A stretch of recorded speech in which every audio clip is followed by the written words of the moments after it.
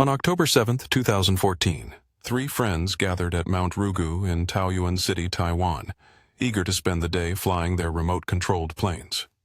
Their excitement, however, quickly turned to concern when one of them, Chen Zhifeng, encountered problems with his aircraft. Chen's plane crashed not once, but twice in the same desolate area atop the mountain. Despite a thorough inspection revealing no apparent technical issues, his friend Xixiang decided to continue flying. An hour later, another friend, Liu Rongfu, was carefully maneuvering his plane back to safety. Just then, an eerie event unfolded.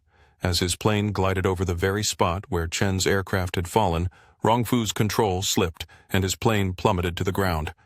This marked the third crash in precisely the same location within a single hour. The three friends exchanged bewildered glances, their unease mounting. They believed that such repeated misfortunes could not simply be coincidental.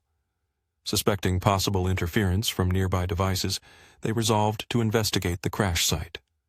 Upon locating Rongfu's plane in a muddy hole, they felt an unsettling tension in the air.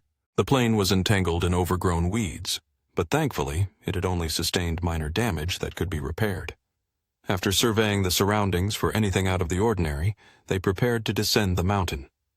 But just then, Rongfu's attention was drawn to something unusual in the muddy pit. At first glance, he thought he had found an animal bone. Curiosity piqued. He moved in for a closer inspection and was horrified to discover it was a human leg bone, surrounded by tufts of brownish-yellow hair. Liu Rongfu was frozen in shock, his heart racing. His mouth fell open and his body trembled in fear. The other two friends quickly rushed over, and as they did, a chilling realization swept over them. One of them hastily pulled out his phone, dialing the police without hesitation. By 3:30 p.m., a team of investigators arrived at the scene. From the Taoyuan Investigation Department, among them was forensic expert Xiao Kaiping, a respected figure with a remarkable track record accompanied by his diligent assistant. With the calm demeanor of a seasoned professional, Xiao Kaiping approached the exposed bones, his white-gloved hands moving with caution and precision. The investigation team toiled diligently for 3 hours, meticulously examining the site until the encroaching darkness forced them to suspend their work. The initial findings were significant. They uncovered several bones from the victim's left leg, along with neck and foot bones, all found in the upper soil layer. It was evident that the remaining remains lay deeper within the earth. Eager to preserve as much evidence as possible, the investigation team made the decision to resume their work the following day. That night, the Longtan police chief took swift action to secure the area.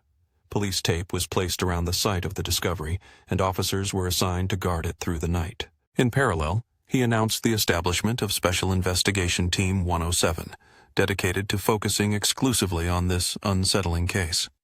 The next morning, excavation efforts resumed, driven by the urgency to uncover the truth behind the grim discovery. During the excavation, the entire body was finally unearthed.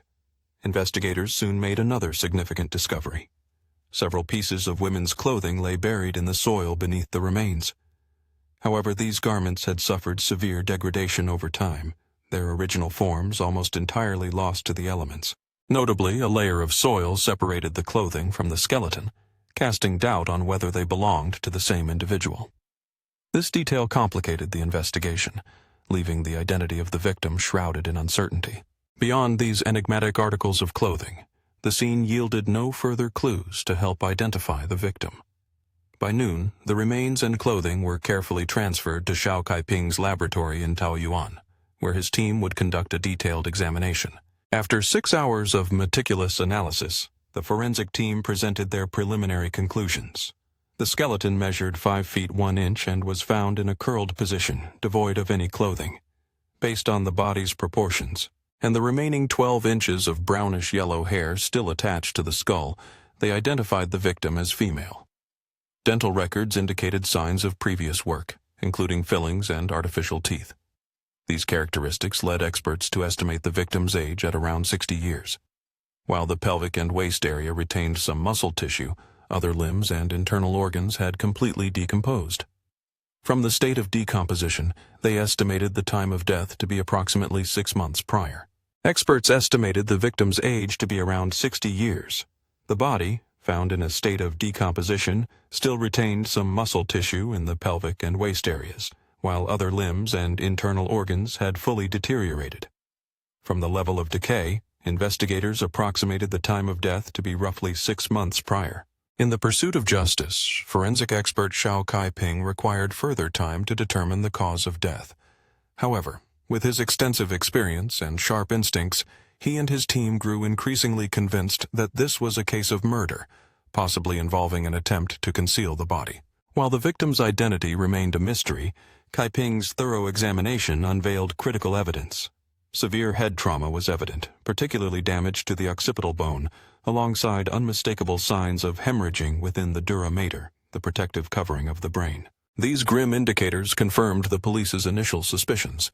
This was indeed a murder, with the victim brutally slain before being buried on the scenic slopes of Mount Rugu. The case quickly captured headlines, stirring public outrage and fear with sensational headlines proclaiming murder and burial. Mount Rugu, once a vibrant tourist hotspot, suddenly fell silent as local residents vowed to steer clear of the area, shaken by the heinous crime that had tarnished its reputation. In response to directives from higher authorities, the Special Investigation Team recognized the urgent necessity to identify the victim. Unexpectedly, progress unfolded quickly as they began sifting through missing persons reports from the last 6 months. Eventually, the police zeroed in on a woman whose physical characteristics matched the case. Yang Mei, widely known as the #1 female tycoon.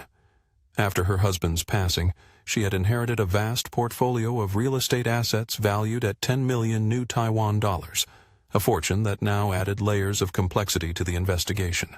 A staggering sum of approximately $330,000 had drawn public attention to Yang Mei, a wealthy woman entangled in a scandalous romance with a boyfriend more than a decade her junior. This unusual pairing raised eyebrows, captivating the community as whispers of their relationship spread. The breakup of the couple quickly became a hot topic of discussion throughout Taiwan. However, by late 2013, their relationship ended abruptly. Around the same time, whispers began circulating regarding Yang Mei's substantial debts. This revelation ignited further public speculation, but the tragedy deepened. In mid-April 2014, just 6 months before the discovery of a body, Yang Mei vanished without a trace. Her phone was switched off, leaving friends and family unable to reach her. By the end of April, her worried family took the alarming step of reporting her missing to the police. Yet, the case fell silent, yielding no further developments. Given the factors of gender, age, height, and the timing of Yang Mei's disappearance, all strikingly similar to the skeleton found on Mount Rugu, investigators believed these coincidences were far too significant to ignore. Tentatively, police identified the victim as Yang Mei and immediately reached out to her family for body identification. Yet, the identification process was fraught with challenges.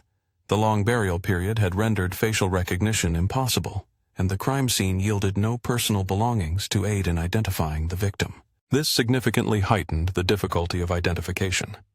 Moreover, Yang Mei's children were adamant that the clothing found at the scene did not belong to their mother, as it completely contradicted her style. With no other options, hope now rested solely on the results of DNA testing.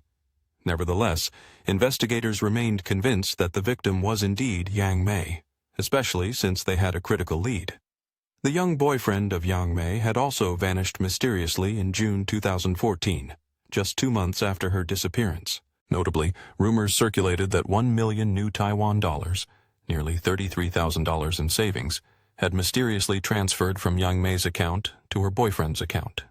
While awaiting DNA results, police shifted their focus to the young boyfriend. The media in Taiwan quickly seized upon the unfolding drama. Sensational headlines featuring keywords like wealthy woman, young boyfriend, murder, and burial flooded the news, embellished with exaggerated details. Local residents seemed to forget their initial horror at discovering the white bones, replaced instead by rampant speculation and fabrications that obscured the truth. While police were confident that they were close to solving the case, everything changed on the afternoon of October 12th. DNA test results shattered previous theories. The skeletal remains were confirmed to be 100% not Yang Mei's. Additionally, the DNA analysis indicated that the victim was between 35 and 60 years old. This unexpected result sent the investigation, which had seemed nearly resolved, spiraling back to square one. Then, in a surprising turn of events, Yang Mei's boyfriend appeared at the police station, presenting strong evidence of his innocence. Meanwhile, the media, seemingly blameless, continued to publish articles criticizing the investigation's inefficiency, successfully creating public pressure that heightened tension within the police force. Meanwhile, the seemingly blameless media relentlessly scrutinized the investigation, publishing articles that highlighted its inefficiencies. This created a mounting public pressure, intensifying the stress on the police as they scrambled to find answers. All eyes turned to the investigation team, eager to see where they would find their breakthrough. Forensic expert Xiao Kaiping proposed a new theory. He recalled a crucial detail from the autopsy. The victim's teeth had undergone recent treatment. Specifically, there was a relatively recent filling in the upper left jaw. This detail sparked a pivotal question in his mind. Could the victim's dental records still be preserved at any dental clinic? Typically, legitimate clinics maintain patient dental molds for future treatments. Xiao Kaiping's hypothesis garnered unanimous support from the expert team. On October 16th, the police sprang into action, distributing thousands of search notices and broadcasting the victim's dental characteristics on television, hoping to elicit crucial information from the public. Simultaneously, the Special Investigation Team launched a comprehensive dragnet investigation, collaborating with over 100 hospitals and dental clinics across Hsinchu, Taoyuan, Taipei, and New Taipei. However, after more than 10 grueling days of searching, they had yet to yield any significant results. Faced with this stagnation, the police broadened the scope of their investigation. They considered new hypotheses. Could the victim be a foreigner, or had they sought treatment at unofficial private clinics? This line of inquiry only deepened the mystery, as the case seemed to reach a dead end. But then, a miracle occurred. On his day off, a police officer from the Special Investigation Team experienced a toothache and visited a clinic near his home, one he had previously scouted during the investigation. This officer was familiar with the clinic, having visited it before. While speaking with the staff and finding no leads related to the case, he observed a middle-aged man entering the clinic. The man engaged in a friendly conversation with the doctor at the reception desk. Through the conversation he overheard, the officer learned that this visitor was, in fact, a dentist operating a private clinic in the Rugu area. To supplement his income, he frequently accepted additional cases in neighboring locales. Trusting his professional instinct, the officer approached the dentist and showed him a photo of the victim's teeth on his phone. What happened next would prove to be a shocking breakthrough. With just a glance, the dentist recognized the teeth as belonging to a patient he had treated. The police officer stood in disbelief, realizing that his chance encounter had led to a significant lead. Without hesitation, the dentist guided the officer to his clinic. Amidst a meticulous examination of old medical records, a significant discovery was made. An X-ray surfaced, revealing the patient's name, Zheng Melon. The police swiftly transported this crucial piece of evidence back to the laboratory for analysis. The results would soon unveil the chilling connection to the missing person case. As the investigation unfolded, the X-ray was examined closely. The police were intent on uncovering the truth behind the identity of the missing individual. The lab results would soon confirm the horrifying reality that the features of the missing person perfectly matched those of the remains found on Mount Rugu. The forensic examination revealed that the filled teeth matched precisely with those of the white skeleton unearthed on the mountain. Without delay, authorities reached out to Melon's family to conduct DNA testing. The final results would leave a permanent mark on the families involved, confirming that the victim was indeed Zheng Melon. The investigation uncovered that she was just 41 years old. Zheng Melon was a married woman and the devoted mother of 3 children, balancing her career in sales with her family responsibilities. Her family and friends described her as possessing exceptional business acumen, serving as the financial cornerstone of her household. In stark contrast, her husband led a more ordinary existence, earning a modest salary. Within the family dynamic, Melon was recognized for her assertive and decisive nature, often steering the course of family decisions. Yet to the outside world, she portrayed a warm, sociable persona, well-liked by her neighbors. However, a shift began to emerge in 2013, as neighbors noted that Melon started to invest more effort in her appearance whenever she stepped outside. Witness accounts began to surface, revealing an unsettling pattern. Numerous individuals reported seeing her frequently inviting different men into her home. Meanwhile, her husband, upon learning of her infidelity, appeared emotionally crushed. Despite his pain, he remained silent, a victim of his own insecurities regarding his financial standing compared to Melon's. Then, on August 2nd, 2014, Zung Malan vanished without a trace. It wasn't until 9 days later, on August 11th, that her husband mustered the courage to report her disappearance to the police. A haunting question lingered. Why had the authorities overlooked Melon's case? Upon delving into the missing persons files, the police later acknowledged a grave oversight in their investigation. An initial autopsy had estimated the victim's age to be approximately 60 years, which led to Melon, a 41-year-old woman, being inexplicably excluded from the investigative list. Even after the age parameters were adjusted to include individuals between 35 and 60, the police failed to revisit the previously dismissed files, leaving a critical gap in the inquiry. The question loomed large. Who could have murdered Melon?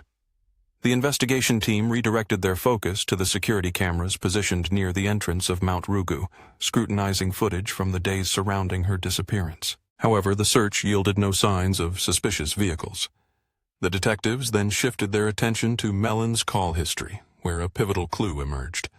At 2:00 a.m. on August 2nd, Melon had attempted to reach out to a specific phone number, but was met with silence. Just 10 minutes later, at 2:10 a.m., she placed a call for a taxi.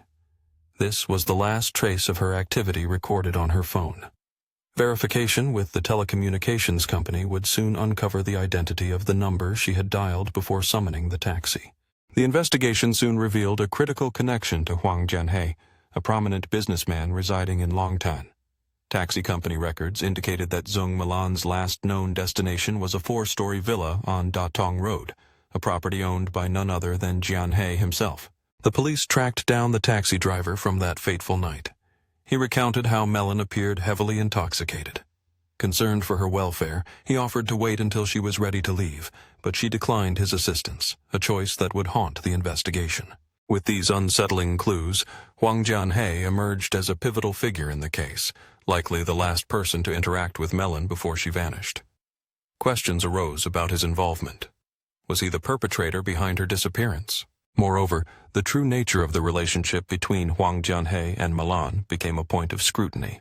At 43, Jianhe was married to Zhang Wangyuan and father to 2 sons.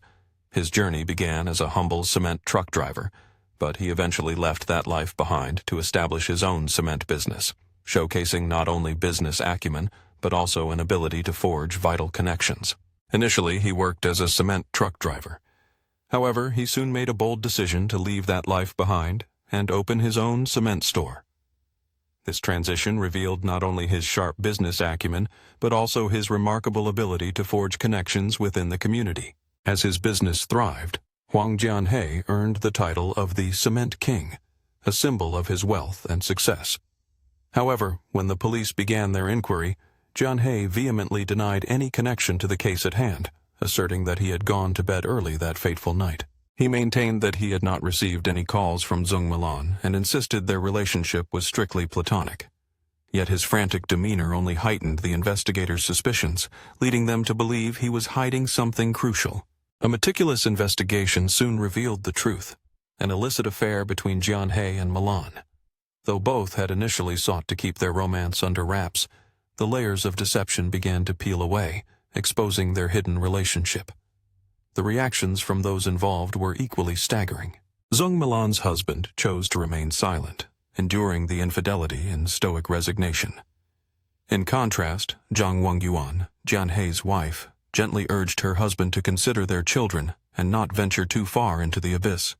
Observing the complacency of both spouses, Jianhe and Malan's affair grew increasingly brazen. Feeling liberated from the shackles of secrecy, the couple began to flaunt their relationship publicly. Jianhe, with an apparent enthusiasm for charity work, frequently brought Melon along to various events, their bond becoming more evident with each passing occasion. Staff members at the charity events noted that Jianhe seemed to take on the role of Melon's personal driver, always by her side, their closeness on full display. Observers often caught sight of him purchasing gifts for her, further solidifying the rumors of their affair. They even ushered in the new year together at the iconic Taipei 101 Tower. An incident that sent shockwaves through those who witnessed it occurred when someone overheard Melon instructing her child to refer to Jianhei as Dad. However, according to charity staff, about 6 months prior to the incident, the couple suddenly ceased their public appearances together, leaving everyone baffled. Although the police suspected this might have been a crime of passion, they found themselves lacking the direct evidence needed to proceed. The investigation took a troubling turn when authorities found themselves unable to secure a warrant to search Jianhei's home. Compounding the challenge was the fact that the crime had transpired nearly 3 months prior, leaving most private security cameras with only a month's worth of footage. This time constraint rendered reconstructing the events through surveillance nearly impossible. The police felt a growing sense of powerlessness in the face of these obstacles. There's an age-old saying that rings true in such dark circumstances. Those with a clear conscience fear no midnight knock, while those steeped in wrongdoing live in constant dread. It became clear that cracks in Jianhei's story were beginning to show. On November 11th, investigators discovered that he had applied for a visa to Nanning, Guangxi, under the guise of business negotiations. However, it was revealed that he planned to travel with his entire family, a move that signaled a desperate attempt to flee. Faced with mounting evidence and urgency, the police finally decided to take action. They summoned Jianhei for questioning, presenting it as a cooperative effort in the ongoing investigation. While Jianhei was being questioned, a technical specialist conducted a meticulous search of his home. During this search, several bloodstains were discovered on the third-floor staircase railing and walls, remnants that had been hastily cleaned. Forensic testing confirmed that these stains belonged to Melon. This discovery led investigators to believe they had identified the primary crime scene. Further examination revealed significant blood traces beneath the back seat of Jianhei's car. Yet even when faced with this damning evidence, Jianhei remained obstinate, denying any involvement in Melon's death. He confessed to fabricating earlier statements but insisted that he and Melon had severed all contact long ago. He suggested that the bloodstains might have originated from an accident where Melon injured herself while intoxicated. The police, however, were not easily swayed by Jianhei's flimsy explanations. In search of deeper insights, investigators turned their attention to Jianhei's family. His 2 sons were quick to deny any involvement in Melon's demise. Yet their overly rehearsed responses raised suspicions. Meanwhile, Wang Yuan, Jianhei's wife, feigned ignorance, her words lacking conviction. However, her eyes betrayed a tumult of anxiety. Recognizing Wang Yuan's vulnerability, the police directed their investigation toward her. It wasn't long before the truth began to unfurl. Wang Yuan eventually confessed that on August 2, 2014, Melon had arrived at their home, inciting a chaotic disturbance.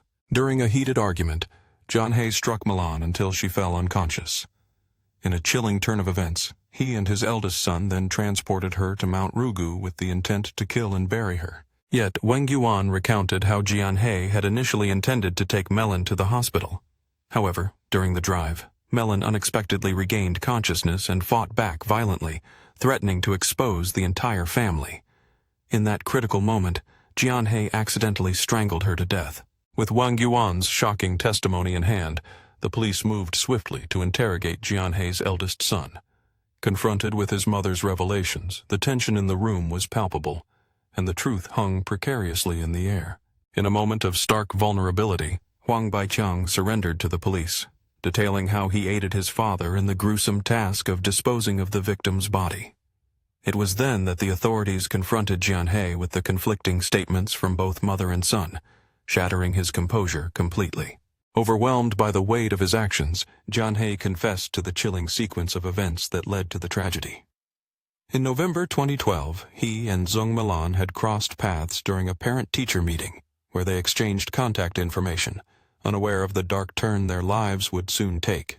What began as innocent discussions about their children's education gradually morphed into a passionate affair. Jianhei reveled in the time spent with Melon, yet divorce was never an option he entertained. When Melon proposed that he leave his wife, he firmly rejected the idea. Their relationship soon became fraught with tension. By July 2014, Jianhei had uncovered an unsettling truth. Melon was involved with 2 other men, in addition to him. Stung by betrayal, he resolved to end their relationship, but Melon fought fiercely to keep him. Despite her desperate attempts, Jianhe remained resolute in his decision to break things off. On the early morning of August 2, 2014, Melon, having consumed copious amounts of alcohol, reached out to Jianhe. When he failed to answer, she decided to confront him directly. At 2:51 a.m., Melon exited the taxi and ascended to the 4th floor of Jianhe's residence, armed with a key that allowed her to enter uninvited. Inside, Jianhe's eldest son, Huang Baiqiang, was engrossed in his phone, unaware of the impending chaos. The sound of footsteps startled Baiqiang, leading him to believe an intruder had entered their home. Grabbing a baseball bat for protection, he was taken aback when the door swung open to reveal a middle-aged woman reeking of alcohol. Milan demanded to know the whereabouts of her lover, but Baiqiang confronted her, voicing his indignation at her audacity to invade their home in the dead of night. The argument escalated, echoing through the house and waking Jianhe and his wife, Zhang Wengyuan, from their slumber. As Melon faced Jianhe, her emotions erupted. She frantically questioned his treatment of her, desperation spilling from her lips. Jianhe, consumed by anger, shoved her away, threatening dire consequences if she did not quiet down. Fueled by rage, Milan lunged towards Wang Yuan, prompting Baiqiang to intervene. In a desperate attempt to protect his mother, he rushed forward but found himself bitten hard on the arm as he tried to separate them. In a moment of sheer panic, Jianhe darted into the kitchen, seizing a fruit knife with the intent to harm Milan. Fortunately, Baiqiang managed to restrain him just in time, preventing further escalation. But the violence didn't end there. Jianhe picked up the baseball bat Baiqiang had dropped and struck Milan viciously on the back of her neck. She collapsed, yet even in her weakened state, she murmured that she wanted to go home. As the turmoil continued, Wang Yuan, alarmed by the situation, attempted to call for emergency help. However, Jianhe intervened, stopping her from reaching out. After much argument, he reluctantly agreed to take Milan to the hospital, with Baiqiang accompanying them, while Wang Yuan warned her son to keep a close eye on his father, fearing he might act with further extremity. Under the weight of his actions, Jianhe was advised to avoid any reckless decisions. At 3:00 a.m., he and his son, Huang Baiqiang, transported Melon's unconscious body to their family car. Just as they began to drive away, Melon suddenly regained consciousness, her screams piercing the night as she threatened to die alongside Jianhe. In a panic, Jianhe turned the car around, heading to an empty lot. He instructed Baiqiang to remain inside the vehicle while he dragged Milan several dozen yards from the car. From his vantage point, Baiqiang witnessed a horrifying scene unfold as his father knelt down and strangled Milan until she lay still. After confirming Milan was lifeless, Jianhe called for Baiqiang to assist him. Father and son then carried the body back to the car, embarking on a grim journey to dispose of the evidence. By 4:00 a.m., they arrived at Mount Rugu. With desperation coursing through him, Jianhe dug a shallow grave with his bare hands. Stripping Melon's body of her clothes, he hastily buried her in the ground, covering the grave with weeds to mask their sinister act. After hastily concealing the body, Jianhe rushed home with Baiqiang, where he confessed the entire ordeal to Zhang Wengyuan. Yet, a sense of unease settled over him as he realized the disposal of the body had been executed far too hastily. At 7:00 a.m., father and son set out once more, burdened by the weight of their actions. After stopping at a hardware store to purchase a pick, Huang Jianhe returned to the burial site. There, he dug a hole approximately 16 inches deep, where he reburied the body of Zheng Milan. In a desperate attempt to cover their tracks, he and his accomplices disposed of her clothing shortly after. The chilling evidence of their crime, a murder weapon and the digging pick, was discovered in various trash bins along the road. Upon returning home, Jianhe meticulously cleaned the car, while Zhang Wengyuan took it upon herself to erase all evidence from their home, scrubbing the bloodstains from the staircase and handrail with a frantic urgency. That night, Zheng Milan vanished forever from this world. In December 2014, the gravity of their actions became undeniable as prosecutors charged Huang Jianhe with murder. Zhang Wengyuan faced charges for her role in concealing the crime.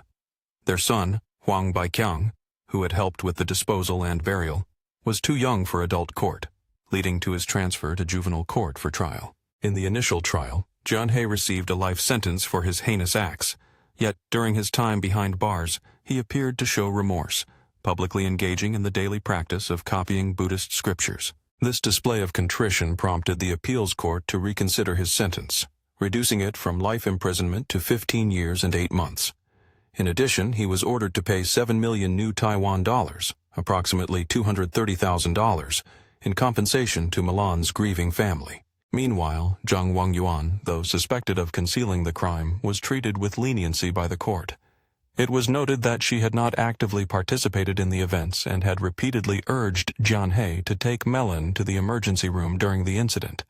Furthermore, she became the first to disclose the truth to the police, an act deemed redemptive. As for Huang Baiqiang, since he did not directly take part in the murder, the legal repercussions for him remained significantly less severe, reflecting the complicated dynamics of a family entwined in tragedy. The juvenile court ultimately reached a decision to place him under protective supervision. The Rugu mountain case serves as a haunting reminder of how a toxic relationship can spiral into tragedy. What began as a seemingly innocent chance meeting at a parent-teacher conference would soon unfold into a destructive affair, claiming a life and fracturing the families entwined in its chaos. This affair left a trail of devastation, forever changing the lives of those caught in its grip.